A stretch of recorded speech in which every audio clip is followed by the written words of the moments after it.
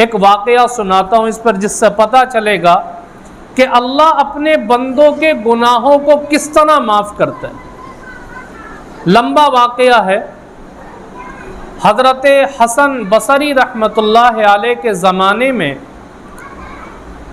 ان کی ایک شاگردہ تھی جو حضرت کے درس کے اندر آیا کرتی تھی اور حضرت کا درس سنا کرتی تھی۔ یہ شاگردہ بڑی نیک خاتون تھی، ان کے شوہر کا بڑا کاروبار تھا، بڑا مالدار آدمی تھا ان کا، لیکن اتفاق سے شوہر کا انتقال جوانی میں ہی ہو گیا۔ ایک بیٹا تھا، تو اس عورت نے اس بیٹے کی خاطر دوسری شادی نہیں کی۔ سوچا کہ اگر میں دوسرا نکاح کر لیتی ہوں تو مجھے تو شوہر مل جائے گا، لیکن پتہ نہیں اس کا رویہ میرے بیٹے کے ساتھ کیا ہوگا، میرے بیٹے کی زندگی کیسی بنے گی۔ یہ سوچ کر اس عورت نے دوسرا نکاح نہیں کیا۔ حدیث کے اندر بھی آتا ہے کہ اگر کوئی عورت اپنی بچوں کی پرورش کی وجہ سے دوسرا نکاح نہیں کرتی تو اس کو زندگی بھر غازی بن کر رہنے کا ثواب ملتا ہے، کیونکہ وہ اپنے نفس سے جہاد کرتی ہے مستقل۔ بہرحال اس عورت نے دوسرا نکاح نہیں کیا۔ بچہ بڑا ہو گیا، جوانی کی دہلیز پر قدم رکھ دیا، اور باپ کا کاروبار بھی بہت بڑا تھا، تو گھر کے اندر مال و دولت کی فراوانی تھی۔ اب جب مال و دولت کی فراوانی تھی، بچہ گھر سے باہر نکلنے لگا، غلط لڑکوں کی صحبت اس کو مل گئی۔ اور جوانی کی عمر ایک ایسی ہوتی ہے کہ جس کے اندر آدمی کو کسی دوسری چیز کی نہیں سوچتی، اپنی مستی کی سوچتی ہے۔ اپنی خواہشات کو پورا کرنے کا ایک جذبہ اور جنون ہوتا آدمی کے اندر جوانی کے عالم میں۔ تو اس عورت کے بیٹے کو غلط لڑکوں کی صحبت مل گئی اور شراب کباب کے اندر مبتلا ہو گیا۔ اب یہ عورت اپنے بیٹے کو بار بار سمجھاتی اور کبھی کبھی پکڑ کر کے حضرت حسن بصری رحمۃ اللہ علیہ کے پاس بھی لایا کرتی۔ حضرت حسن بصری رحمۃ اللہ علیہ بھی بارہا سمجھایا کرتے تھے،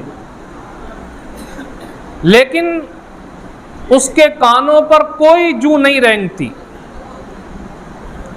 تھوڑی دیر اثر ہوتا، پھر باہر نکلنے کے بعد پھر وہی گناہوں کی زندگی کے اندر مبتلا رہتا۔ کئی سال گزر گئے تو شراب وغیرہ پینے کی وجہ سے اس بچے کے جسم کے اندر بہت ساری بیماریاں پیدا ہو گئی، اور ایسی بیماریاں کہ جو لا علاج تھی، ڈاکٹروں نے کہہ دیا ان کا کوئی علاج نہیں۔ اب دھیرے دھیرے صحت گرنے لگی، کمزوری آ گئی، اور ایک وقت ایسا آیا کہ وہ بچہ چارپائی کے اوپر لیٹ گیا، اٹھنے کی بھی طاقت نہیں۔ ماں اس وقت بھی سمجھاتی رہتی تھی۔ جب بچے نے دیکھا کہ اب جسم کے اندر طاقت نہیں رہی، اب تو موت کا وقت قریب ہے، قیامت کے مناظر نگاہوں کے سامنے آنے لگے، تو دل موم ہوا اور اپنی ماں سے کہا کہ میں توبہ کرنا چاہتا ہوں، گناہوں سے معافی مانگنا چاہتا ہوں۔ ماں نے کہا کہ بیٹا چل، حسن بصری رحمۃ اللہ علیہ کے پاس لے کر کے چلتی ہوں، وہ تجھے توبہ بھی کرا دیں گے۔ بیٹے نے کہا کہ اماں میں تو اٹھ کر کے جا نہیں سکتا، میرے جسم میں طاقت نہیں، اور آپ بھی مجھے اٹھا کر کے نہیں لے جا سکتی، اس لیے ایسا کریں کہ آپ حسن بصری کے پاس جائیں اور ان سے اجازت لے کر کے انہیں یہاں لانے کی کوشش کریں۔ اگر وہ یہاں آ جائیں گے تو میں ان کے ہاتھ پر توبہ کر لوں گا۔ ماں نے کہا ٹھیک ہے، لیکن جب ماں جانے لگی تو بچے نے کہا کہ اماں آپ حضرت حسن بصری کو لینے کے لیے تو جا رہی ہو، لیکن اس دوران اگر میرا انتقال ہو گیا تو حضرت حسن بصری سے کہنا کہ میرے جنازے کی نماز پڑھا دیں۔ ماں بیچاری مغموم حالت کے اندر گئی، دوپہر کا وقت تھا، حضرت حسن بصری رحمۃ اللہ علیہ کے دروازے کو کھٹکھٹایا۔ حضرت کھانا کھا کر کے آرام کے لیے لیٹ رہے تھے، پوچھا کون؟ کہا حضرت میں آپ کی شاگردہ ہوں، میرا بچہ بہت بیمار ہے، لا علاج بیماریاں اس کو لگ چکی ہیں، پلیز آپ میرے گھر چلیے اور میرے بچے کو توبہ کرا دیجیے۔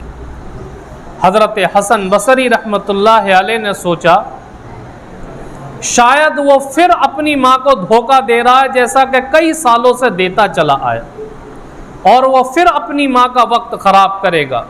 تو حضرت حسن بصری رحمۃ اللہ علیہ نے کہا کہ دیکھو میں اپنا وقت خراب نہیں کرنا چاہتا، میں تمہارے ساتھ نہیں جاؤں گا، آپ چلی جاؤ۔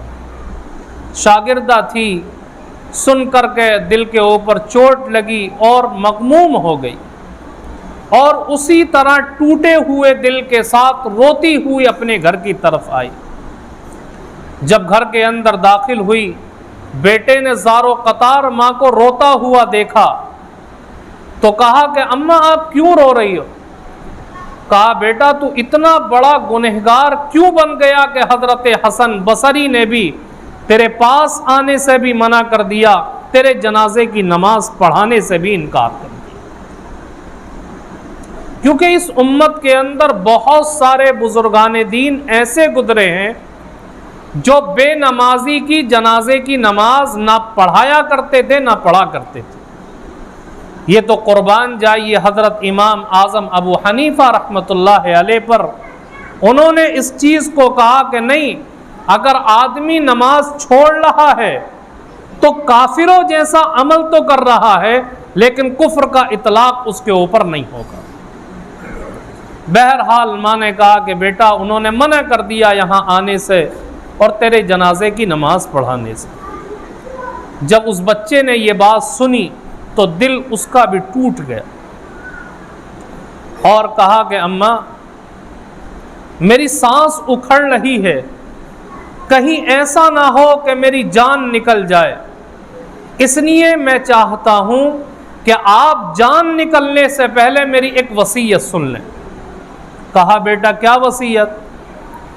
بیٹے نے کہا کہ اماں جب میرا انتقال ہو جائے، میری جان نکل جائے، تو اپنا دوپٹہ لے کر میرے گلے کے اندر ڈالنا اور پورے صحن کے اندر میری لاش کو کتے کی طرح گھسیٹنا۔